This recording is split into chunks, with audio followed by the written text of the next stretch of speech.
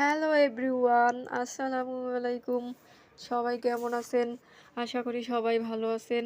আলহামদুলিল্লাহ আমিও ভালো আছি। আজকে আমি আপনাদের সাথে শেয়ার করব টমেটো ভর্তা। সো এখানে আমি ধনিয়া পাতা কুচি নিয়েছি, আর নিয়েছি পেঁয়াজ কুচি, এখানে নিয়েছি 5টা কাঁচামরিচ আর 3 কোয়া রসুন, আর টমেটো নিয়েছি আমি 2 ভাগ করে কেটে নিয়েছি। এখন আমি টমেটোগুলো ভেজে নেব।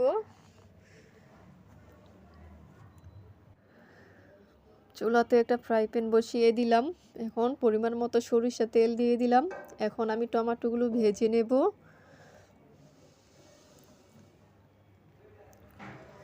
এখন একটু ঢেকে দেব।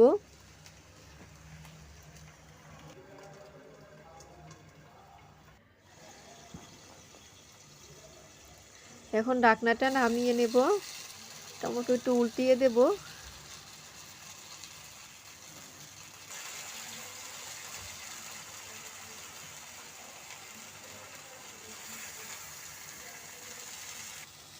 এখন টমেটোর খোসাগুলো ছাড়িয়ে নেব।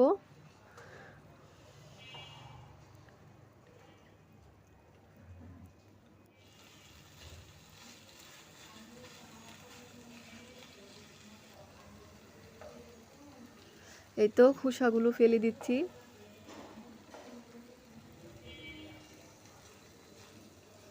ভাজা হয়ে গেছে, এখন আমি নামিয়ে নিলাম।